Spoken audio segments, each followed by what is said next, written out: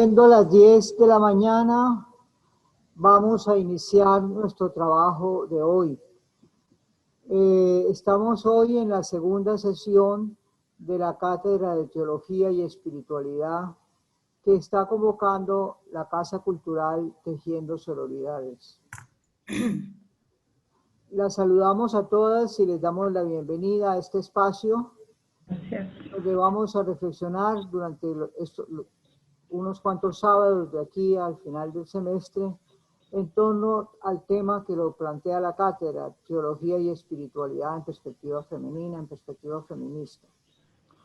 Agradecemos a toda su presencia.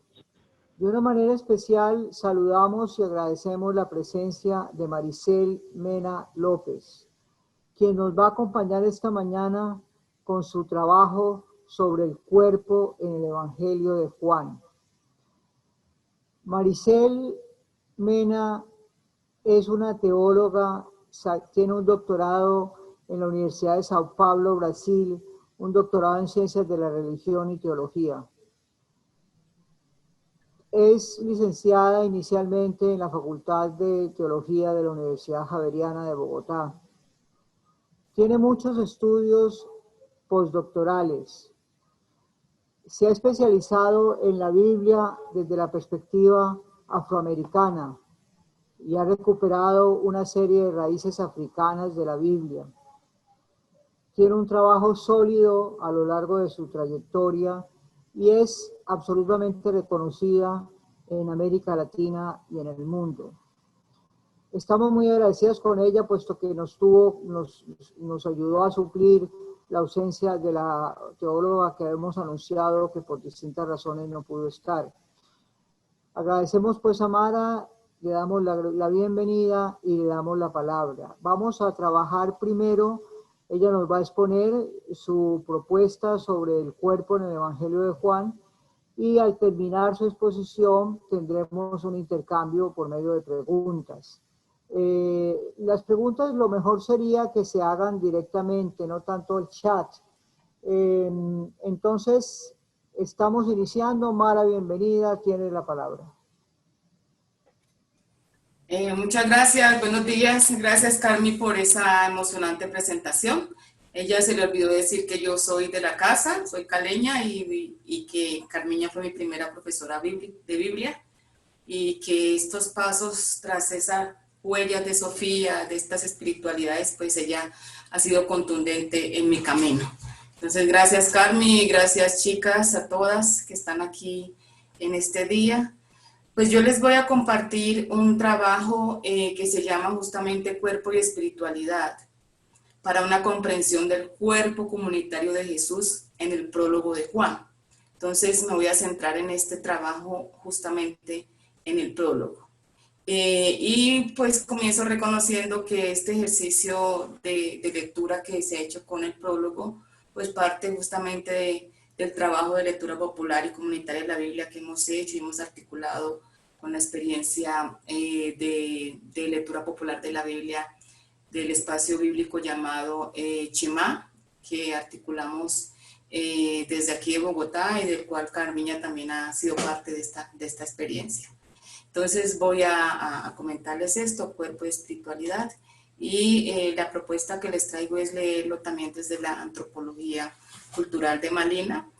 Y como está enraizado, es un trabajo que no es solamente desde el espacio académico, sino también tiene un piso también en las comunidades, pues ese es el motor que nos impulsa. Entonces, y ahora más en tiempos de pandemia, este escrito entonces parte de la conciencia de que la iglesia latinoamericana estaba en crisis, está en crisis, pero que gracias entonces, y el mundo ahorita está en crisis, a la experiencia eclesial de las pequeñas comunidades, gracias a la diversidad, a la creatividad, a la variabilidad y flexibilidad de la reflexión teológica, especialmente de la Biblia. Yo estoy asombrada en este tiempo de pandemia, como están creciendo entonces las videoconferencias, pero dentro de esto la lectura comunitaria de la Biblia continúa. Es decir, a pesar de que ha estado en crisis, la lectura desde las comunidades, desde las bases, siempre está allí. Y es un aporte creativo, diverso, versátil, que parte entonces desde la vida cotidiana y que plantea nuevos modelos y prácticas eclesiales que van justamente en contravía de la propuesta emancipadora del Evangelio. Al leer el Evangelio entonces nos encontramos con una narrativa que cuenta la historia de Jesús de Nazaret, entrelazada en la experiencia de vida de la comunidad o de las comunidades en torno al cuarto Evangelio. Esta comunidad oriunda del primer siglo constituía un movimiento nacido en la parte oriental del imperio, independiente de lo que más tarde se llamaría la Gran Iglesia. No todos los discípulos de Jesús entonces se adhirieron a esta nueva corriente debido a la apertura y pluralidad. No obstante, fue un grupo numeroso y fervoroso en el amor hacia Jesús. Pero lo más importante entonces fue el alejamiento de la Gran Iglesia liderada por la comunidad apostólica de Jerusalén y de Pedro a la cabeza. Esta es la comunidad juanina.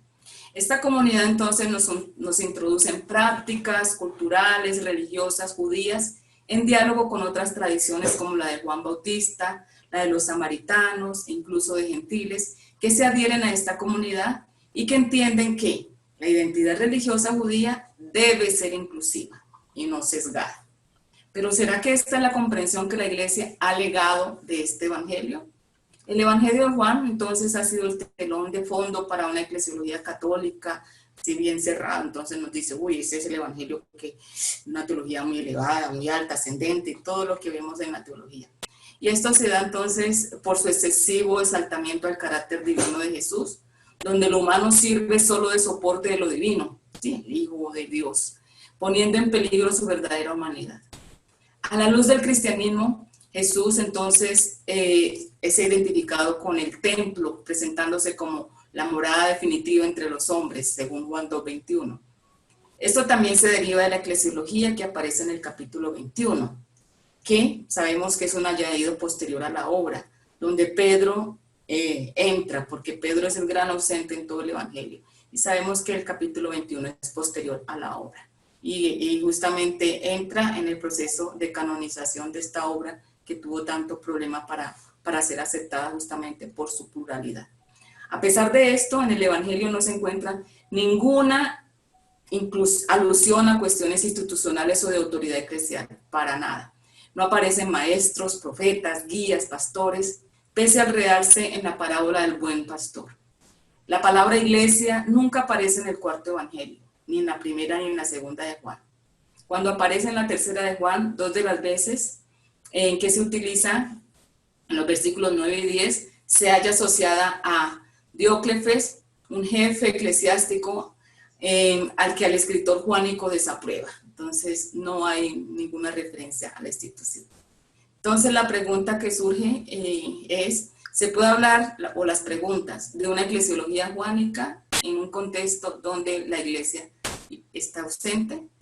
¿Es la comunidad juánica una asociación de cristianos unidos a Jesús en sentido relacional y comunitario, pero poco interesada en aspectos eclesiológicos institucionales? Este cambio refleja entonces la situación de la comunidad juanina después de los años 70, sin templos, sin sacrificios y sin sacerdocio. Ante esta realidad que se vive, ¿no?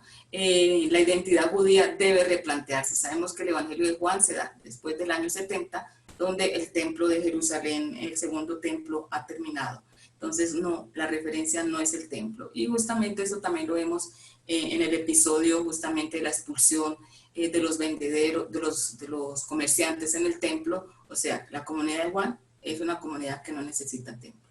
Entonces, ante esta realidad, la identidad judía debe replantearse. Por eso, la única autoridad a la que el texto, el Evangelio de Juan, hace referencia es a la autoridad del discípulo, del discipulado. Es el discipulado pleno al que Jesús ama. Por tanto, no se refiere a una persona concreta, aunque vamos a mirar que Ramón Jusino lo liga con María Magdalena, pero María Magdalena sí representaría entonces la gran comunidad.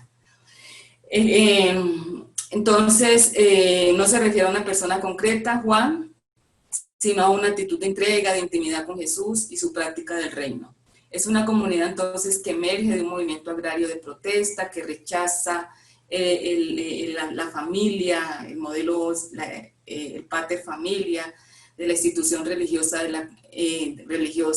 de la economía, de los intelectuales teólogos, y que promueve un modelo más igualitario, que ofrece el amor y la aceptación, incluso para aquellos que no pertenecen a la comunidad. Y se organiza de manera voluntaria, pero que exigía un compromiso radical de los miembros de la comunidad. Entonces vamos a entrar, les digo, con la categoría hermenéutica del cuerpo para leer el Evangelio de Juan. Y entramos justamente entendiendo el cuerpo como un espacio geotemporal donde transcurre nuestra vida cotidiana. En él nosotros experimentamos alegrías, pero también vemos nuestro nudo, nuestras tensiones por nuestro cuerpo, entonces pasa todas las experiencias de dolor y de felicidad. Entonces partimos de esto.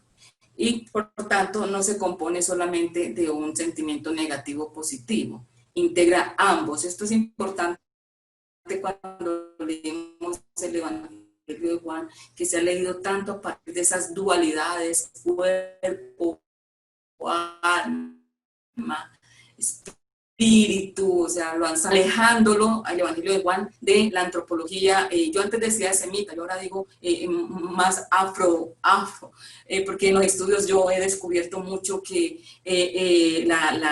esa integralidad de la vida viene mucho el encuentro con tradiciones también afrodescendientes del mundo afroasiático donde se envuelve la Biblia, ¿no? Es un modelo que integra todo el cuerpo, todo el movimiento, pero también es un modelo que integra una familia mucho más amplia, que se va del modelo de pater familia, padre, mamá e hijos, y se amplía, ¿no? a otras comunidades. Todos somos primos, todos somos parientes. Y creo que el modelo del Evangelio de Juan retoma mucho ese espíritu. Entonces, estos dos elementos, tanto negativo como positivo, se complementan en tanto aprendemos de los negativos para crear y potencializar los positivos. Por tanto, se presenta un desafío mayor para nuestros cuerpos y prácticas comunitarias, que es el de intentar matizar los sentimientos positivos para que estos nos ayuden a cambiar esta realidad de dolor, justamente en este momento, en este contexto que estamos viviendo, que parece a veces sin salida y que lo estamos somatizando, viviendo en nuestro cuerpo. Ya tenemos experiencias de compañeras que están yendo a hospitales psiquiátricos porque la situación es esto. Entonces, con esta lectura desde aquí, de esta corporeidad, queremos como rescatar ese autocuidado también.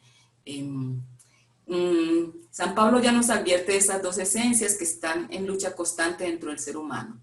A veces impone la fuerza de los sentimientos internos negativos, a veces se nota con más fuerza las ganas de superar lo que fragmenta nuestros cuerpos. Muchas de las enfermedades que hoy padecemos son producto también de tensiones que cargamos en nuestro día a día, las que son heredadas por conflictos familiares, sociales, religiosos, eclesiales. Entonces, nuestros cuerpos cargan muchas cosas.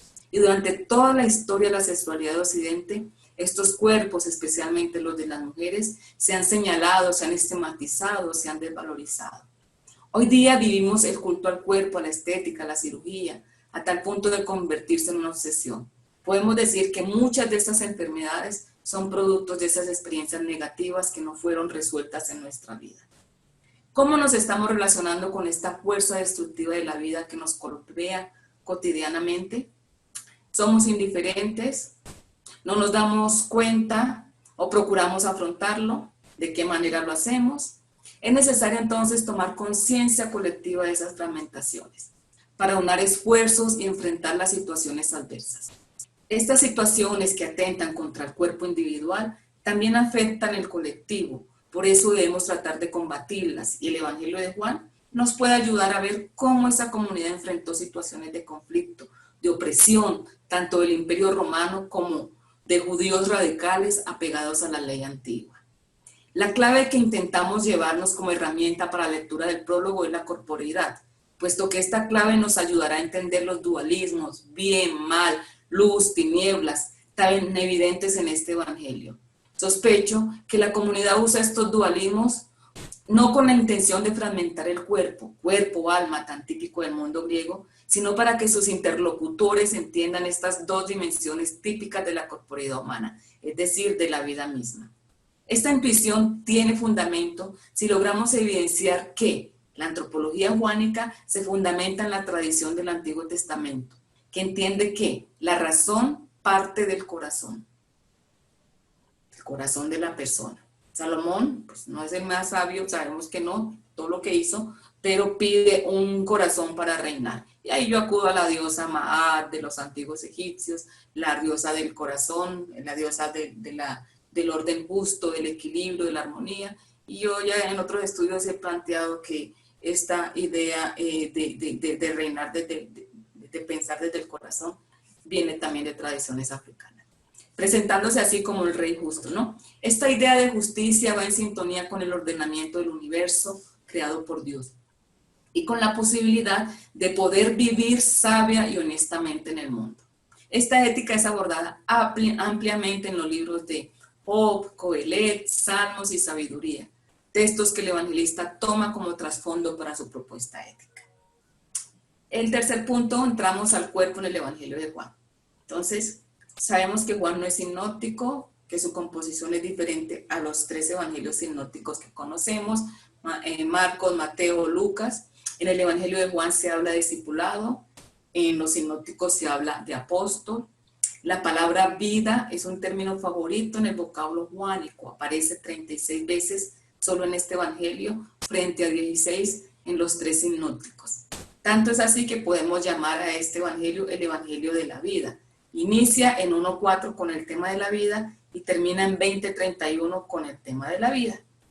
En la dinámica de la vida, otra característica peculiar que lo diferencia de los sinópticos es la resignificación de la categoría pobre, entendida no en un sentido estricto de carencia económica, sino que incluye a las mujeres, a los marginados, a los enfermos, a los excluidos, a los despreciados. Jesús también entra en esa categoría por su experiencia de ser reo de muerte. De hecho, el Evangelio de Juan nos cuenta, inicia casi desde todo todo el Evangelio está marcado en la obra, ¿no? Y Jesús se presenta así. En ese sentido se amplía el concepto de nuestras experiencias contextuales de discriminación por razones de sexo, de raza, sexo, género, raza, clase y por condiciones extremas donde la dignidad humana está siendo vulnerada. Juan utiliza entonces el término iglesia, ya habíamos dicho, los sinópticos sí, usa el término templo de modo implícito y por alusión a Jesús como un nuevo templo santuario. Después de que destruye el templo en el capítulo 2, en 2:19, 21, entonces él dice que lo restaurará en 3 días y él hablaba de su propio cuerpo que era el templo, ¿no? Entonces es la corporeidad. Contrario a lo que siempre se dice, plantó su tienda y se entiende la tienda como la reedificación de un edificio, pero el Evangelio no habla de eso. Este Evangelio tiene la particularidad de que poco realza a Pedro, solo lo hace hasta el 21 y centra ya vimos que es un añadido posterior, y centra la mayoría de sus narraciones en el discipulado amado. Pero ¿quién es ese discípulo amado? ¿Un individuo o una comunidad? Según Raymond Brown, se trata de un seguidor anónimo que conoció a Jesús personalmente y que pertenecía al grupo marginal de la comunidad juánica. Para Ramón Jusino, este discípulo podría ser María de Magdala. La mayoría de los autores entonces considera que este evangelio es producto de la escuela juánica. Esto no excluye la existencia de un autor individual, pero supone afirmar que las ideas y tradiciones asumidas en dicho escrito fueron repensadas y examinadas, incluso preformuladas y expresadas ante el seno de un grupo, y que su desarrollo se dio en varias fases. La etapa de origen de la comunidad, cuya tradición es oral y escrita similar a la de los sinópticos, la obra precanónica del evangelista o escritor principal, y la versión final escrita por un redactor después de la muerte del discípulo. Esta escuela o comunidad entiende la filiación de Jesús como prolongación de la nuestra. Su manera de amar tiene origen en la manera de amar de Jesús. De allí su denominación comunidad del discípulo amado, donde la unidad y el amor entre hermanas y hermanos es la regla de esta comunidad fundamentada en el amor. No obstante, esta experiencia de amor filial, fraterno y sororo se vivió en medio de conflictos. La confesión de fe Quien me ve a mí, ve al Padre, en Juan 14:9, en la que Dios se hace carne y la carne se hace divina, trajo entonces serias consecuencias para esta comunidad que fue perseguida, fue expulsada de la sinagoga por blasfema, y así pues entonces es una comunidad en confrontación con el mundo. El mundo no se refiere solamente a algo externo del humano, sino que es la fuerza interna, las tinieblas que no dejan que la luz haga presencia en el mundo de las relaciones humanas. Son los elementos negativos de los que hablamos al inicio, que toman cuenta de nuestra vida y que se convierten en antitestimonio, en antiamor. Quien escribió este evangelio tuvo su historia propia. La comunidad se formó por algunos seguidores del movimiento de renovación y reforma espiritual y religiosa del Bautista, entre los que encontramos posiblemente al discípulo amado, de la comunidad de Samaria, donde está la samaritana en Juan 4, que trae consigo su oposición al templo de Jerusalén y que tienen una concepción diferente de Mesías. No les interesaba un Mesías tipo militar como David, sino un gran maestro de revelaciones de Dios tipo Moisés. Por una comunidad abierta al paganismo de origen griego en Juan 12, 20-22, cuyo interés es la propagación del evangelio a todos los pueblos y naciones. Por tanto, estamos ante una comunidad que trae como propuesta la inclusión, la acogida, el diálogo con aquellos que eran excluidos de la comunidad de Jerusalén. A partir de este evangelio en el que la palabra iglesia está ausente, ¿qué imagen de Dios y de templo podemos rescatar? ¿Es posible pensar en un modelo eclesial más relacional, o modelos en plural, comunitario, incluyente de la corporeidad humana? ¿Cuáles desafíos nos plantean para una espiritualidad comprometida con nuestros contextos? La idea es entender la experiencia de Dios que la comunidad del discípulo amado nos ofrece, es decir, el cuerpo visible de Dios en Jesús y la comunidad a partir de una lectura inclusiva del prólogo. Con esta clave de la corporeidad, entonces, vamos a leer el prólogo de Juan desde la antropología cultural propuesta por Bruce Malina, a partir de 3 zonas.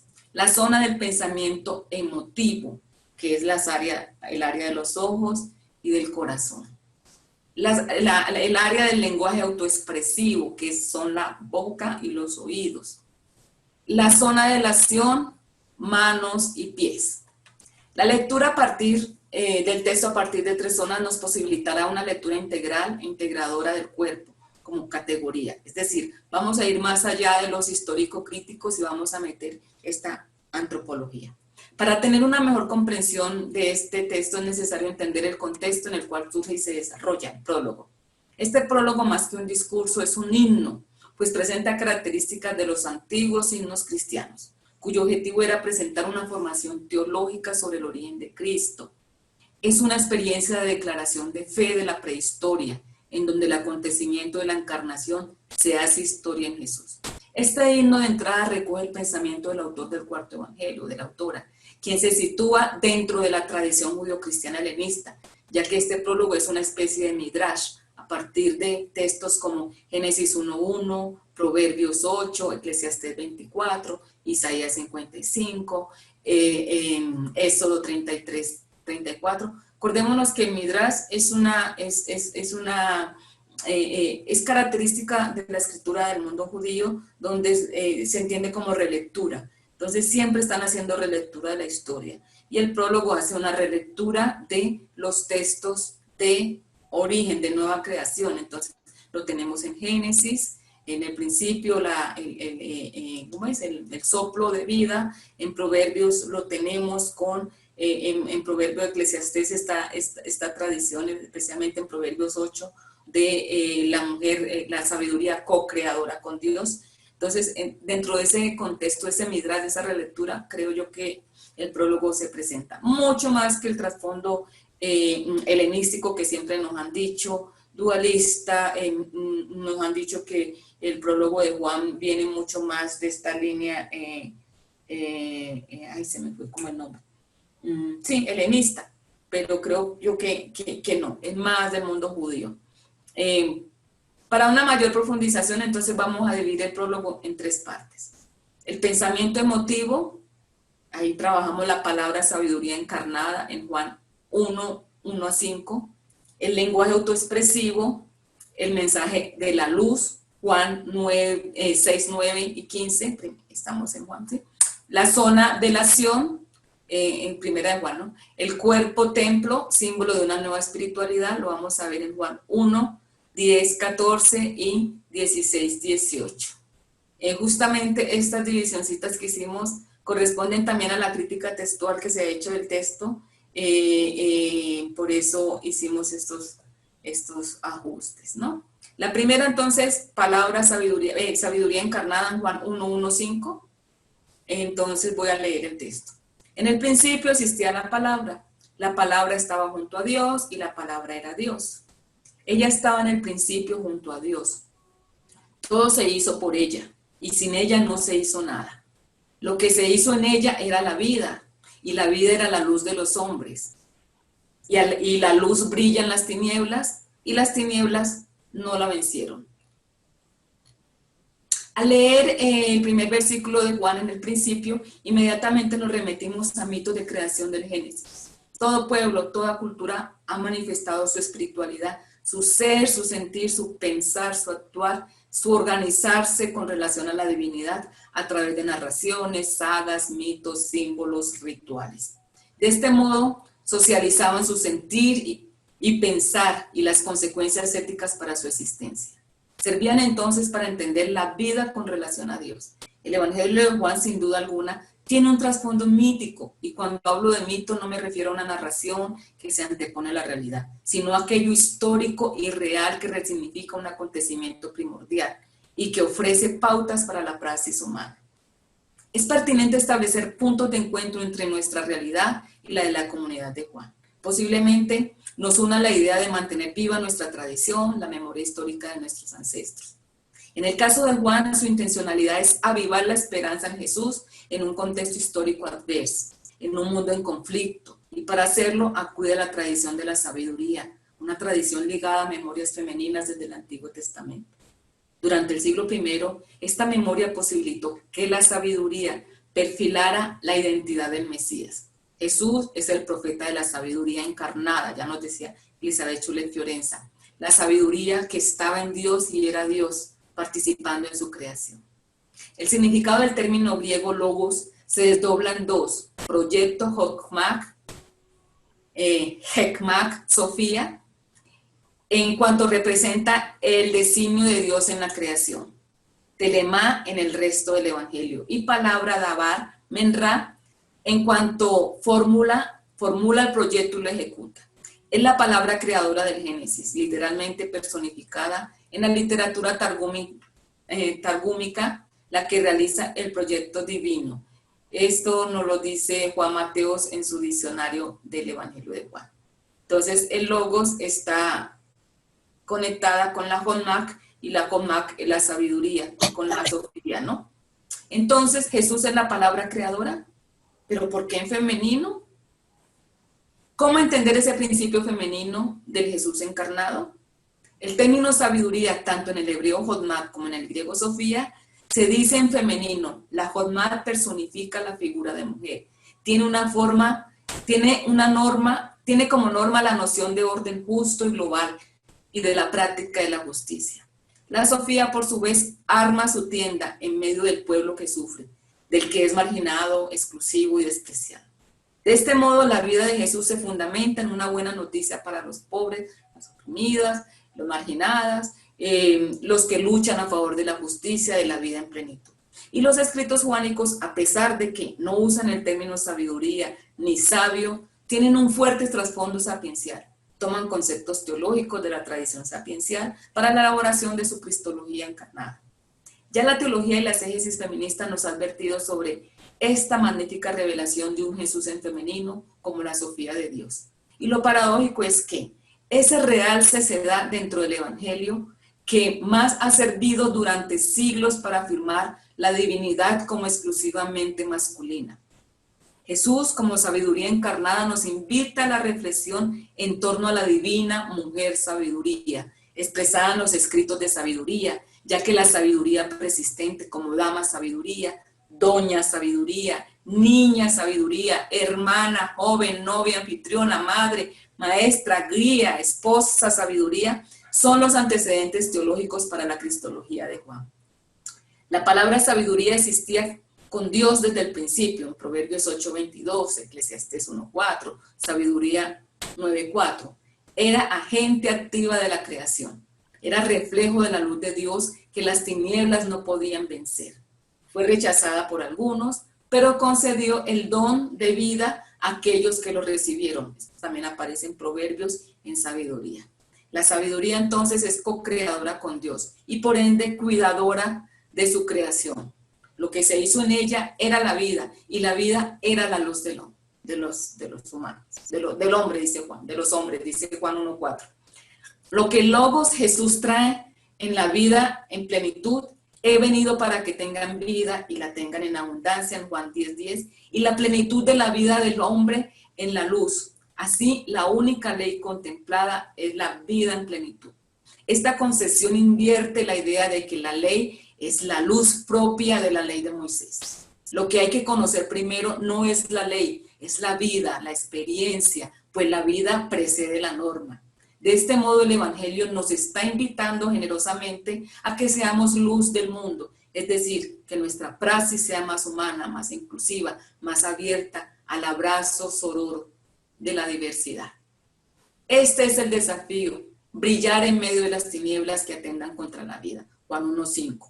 Lo importante para esta comunidad es la vida, pues no habla de tinieblas sin haber afirmado la existencia de la vida como luz del ser humano. Pero ¿cuántas veces nosotros reforzamos elementos negativos del ser humano sobre los positivos? Si bien es cierto que uno de nuestros mayores desafíos es saber cómo lidiar con las fuerzas negativas, ellas están allí, pero hacer demasiado énfasis en ellas hace que nuestra religión sea de muerte y no de vida, como dice Ivonne Guevara, necromante, necrófilo. Pues por eso excluimos con tanta facilidad a aquellos que no comparten nuestras creencias, opciones religiosas, sexuales, de género, de clase. Las tinieblas tienen el sentido de una falsa conciencia que nos ciega, impidiéndonos la plena realización del proyecto amor y por ende se interpone a la aspiración de vida en plenitud. Es a esa última a la que debemos apostarle. Jesús como sabiduría tiene el poder de ser y dar luz, vida al mundo, Juan 1:4. Para Juan, la palabra actúa en la persona misma de Jesús, en su corporeidad. Mi Padre trabaja hasta ahora y yo también trabajo para dar vida y luz y salud a los hombres, nos dice Juan 5:25 y siguientes. Volvamos entonces a nuestra intuición inicial.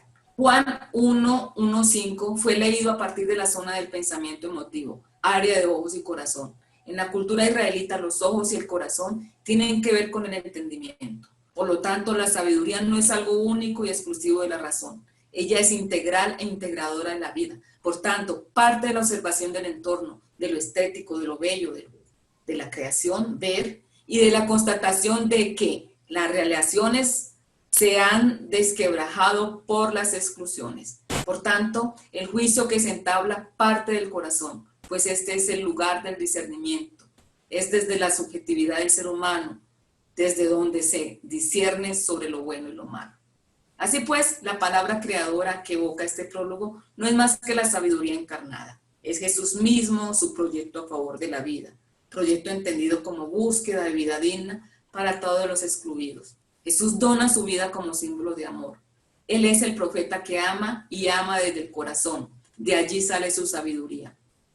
La sabiduría que estaba en Dios y era Dios, hace su creación, la observa, percibe que ella tiene un corazón para discernir sobre el proyecto del uso de la tiniebla.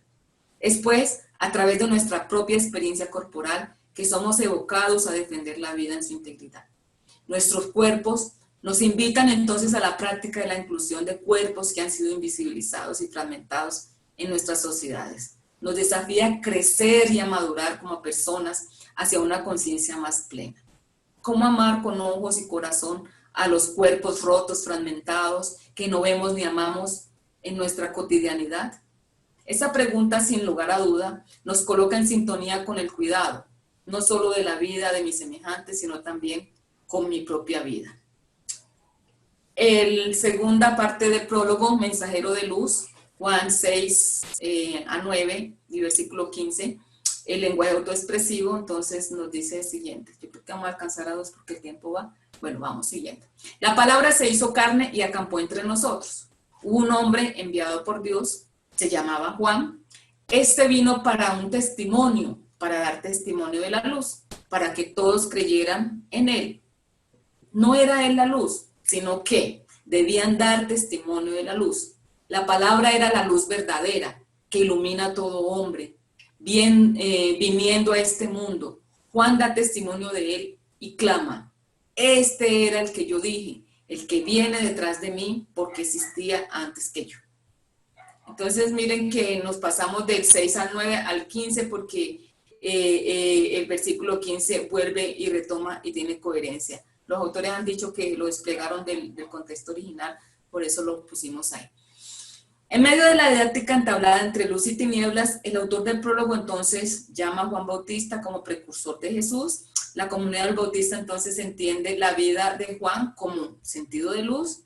Juan aviva la esperanza de la comunidad. No obstante, el texto afirma que Juan no era la luz, aunque sea enviado por Dios. Esta insistencia seguramente quiere sentar un precedente para aquellos que consideraban a Juan como luz y para presentar a Jesús como la verdadera luz. El adjetivo verdadero se puede usar para expresar la excelencia de una realidad en comparación con otra, que es anuncio o anticipación de la primera. El autor del prólogo entonces quiere dejar claro que el Mesías luz es la manifestación histórica de la luz vida, que entra en la historia de la humanidad como palabra, y su vida irrumpe de tal manera que hay quienes asumen su proyecto, como lo hace Juan Bautista, y quien como mensajero dona su vida a favor de la vida misma. Pregunta: ¿hasta dónde vamos en nuestro seguimiento? Un posible camino de aproximación es entender la experiencia de Juan desde su corporeidad también, desde su lenguaje autoexpresivo, boca, oídos. Juan no solamente escucha y siente el llamado a ser mensajero de la luz, sino que se hace portador de este mensaje. Así pues, somos llamados a ser vida luz, a tener una praxis coherente, comprometida con el cuidado de toda la creación. Pero cuando hablamos de vida, no lo hacemos en abstracto, hablamos de nuestra propia vida en relación con otras, con lo que compartimos e incluso con las que no lo hacemos. Hablamos de dimensión relacional, que envuelve también nuestra relación con el ecosistema. En la tercera zona, en la zona de la acción, espiritualidad liberadora, Juan 1, 10, 14 y 16, 18, lo leemos completo. Dice: en el mundo estaba, y el mundo fue hecho por ella, y el mundo no la conoció. Vino a nosotros, y los suyos no la recibieron, pero a todos los que la recibieron, le dio poder de hacerse hijos de Dios.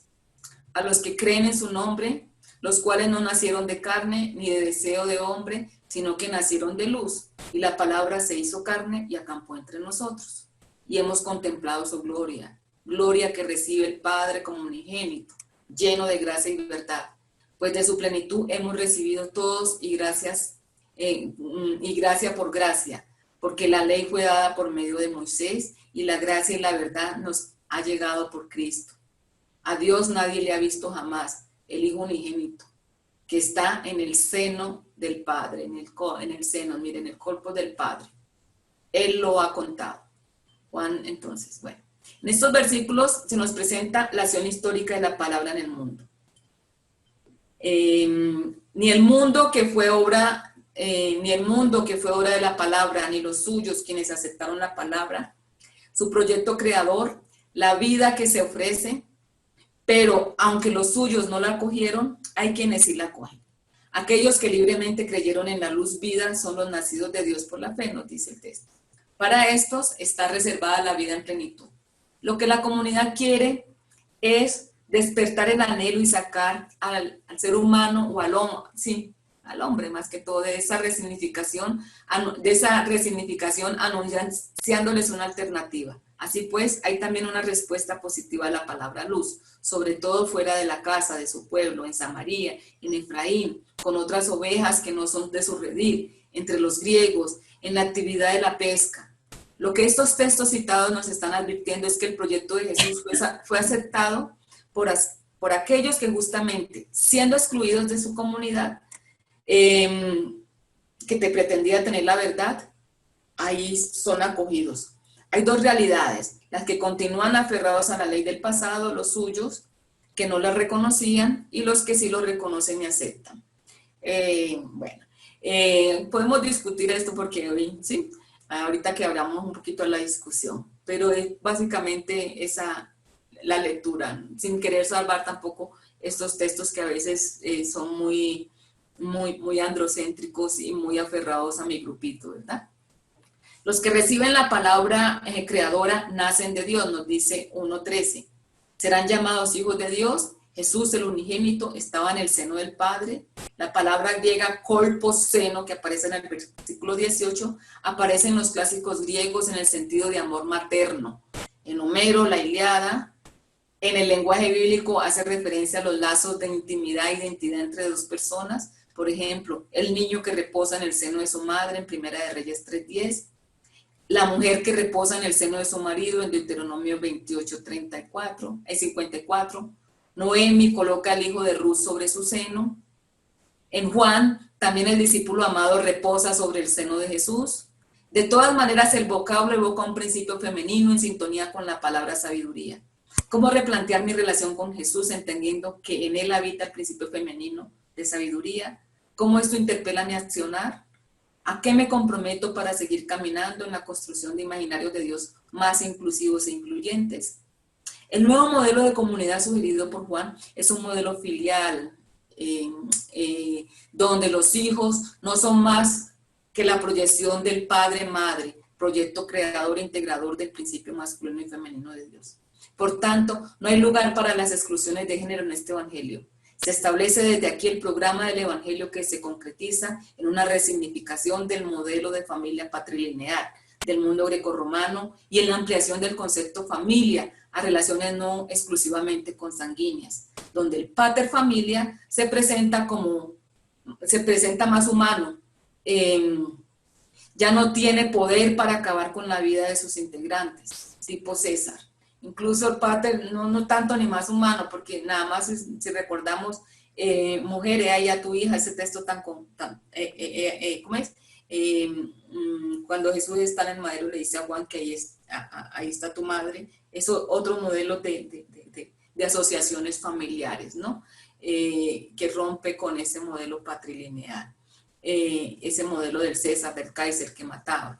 Por esto Jesús se niega a ser proclamado rey. En 2:23, 6:15, 12, no quiere gobernar al hombre, a la familia ni a la sociedad, ni mucho menos a las mujeres. Quien me presta adhesión a las obras que yo hago, también él las hará y las hará mayores, dice Juan 14:12. De este modo lo que se pretende es mostrar la unión y colaboración entre el Padre, Jesús y sus compañeros de vida, como aparece en Juan 14:23. Como símbolo de nuevas relaciones intrafamiliares, entendiendo esto dentro de un nuevo tipo de modelo familiar que amplía sus lazos más allá de los lazos consanguíneos. Y la palabra se hizo carne y acampó, y hemos contemplado su gloria. Los profetas del Antiguo Testamento ya habían sentido a Dios y a sus palabras sabiduría morando en medio del pueblo. Me harás una tienda para que yo habite en medio de ellos, dice Éxodo 25. La tienda templo era el símbolo visible de la presencia de Dios para los profetas, y ahora, después de la experiencia de destrucción del templo del año 70, los judíos entonces trataban de comprender la acción de Dios en su historia presente y clarificar así su identidad a la luz del acontecimiento de Jesús. En este contexto, la fe en Jesús significaba el replanteamiento del judaísmo anterior. En Jesús reside la gloria, el Espíritu, Juan 1:14. Por eso su cuerpo es el nuevo santuario que sustituye el antiguo, 2:19-22. Desde su corporeidad, Jesús se solidariza con el dolor, Juan 9. Su presencia se hace morada en aquellos que guardan su palabra, Juan 14:23. Y la comunidad que recibe su Espíritu, 20:22. De este modo, el individuo y la comunidad son templo en el que reside la gloria, el Espíritu del Padre anunciado por Jesús, 17:22. El cuerpo de Jesús, por tanto, es el templo.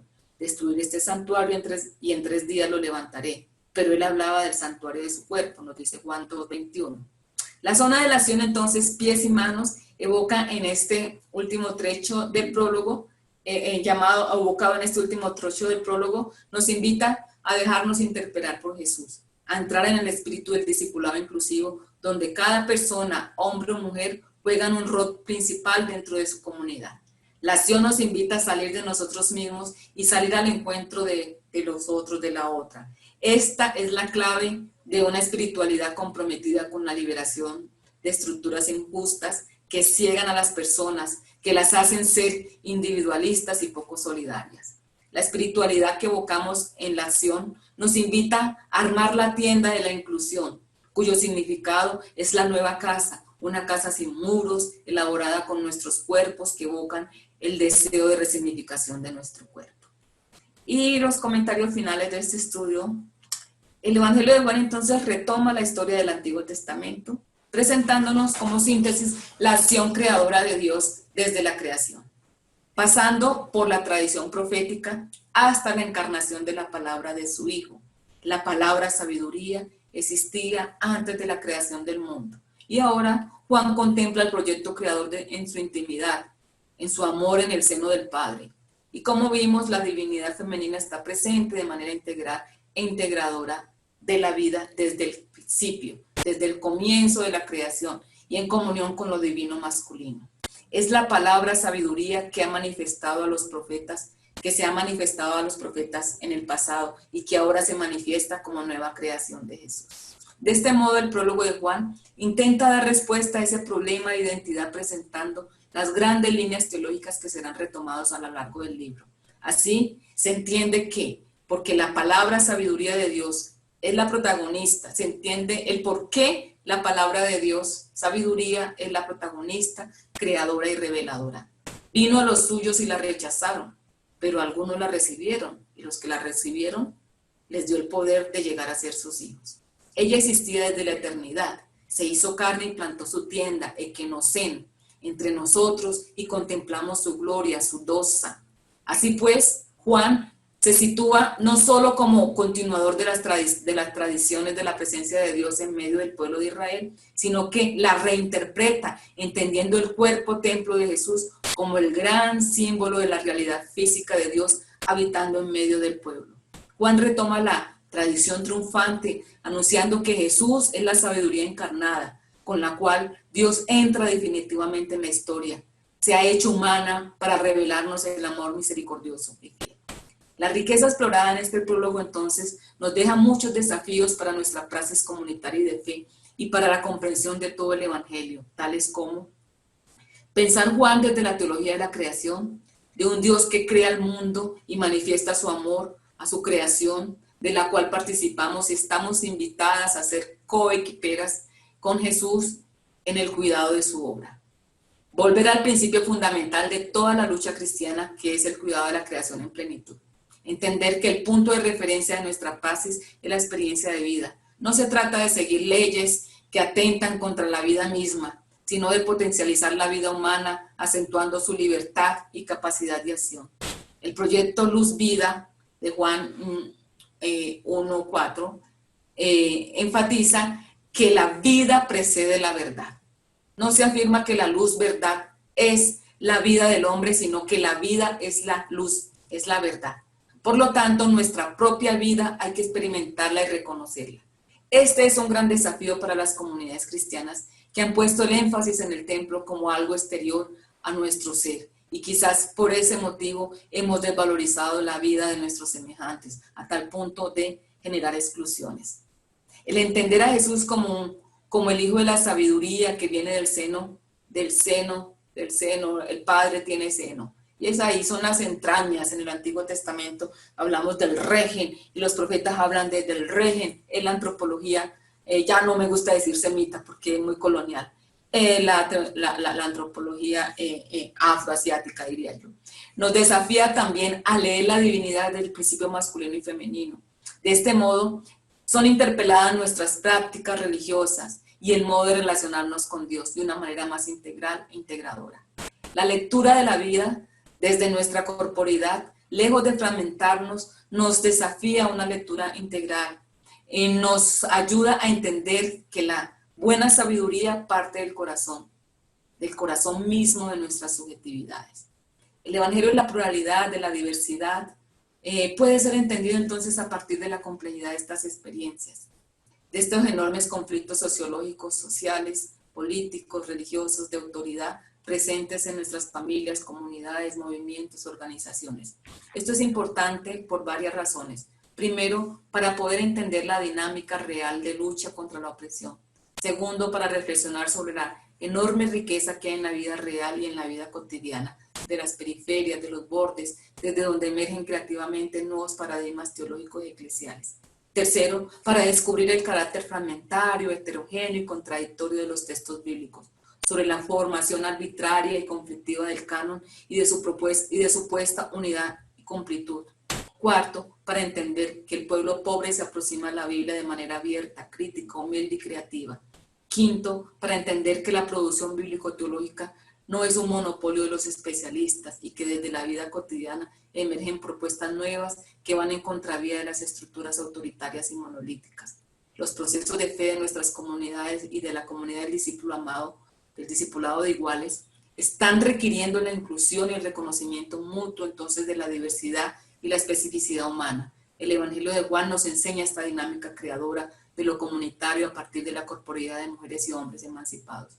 La palabra sabiduría, vida, luz, es el cuerpo comunitario de una comunidad que reafirma el valor de las subjetividades individuales y colectivas y que exalta de manera especial los cuerpos de los sujetos sociales que han sido empobrecidos y excluidos.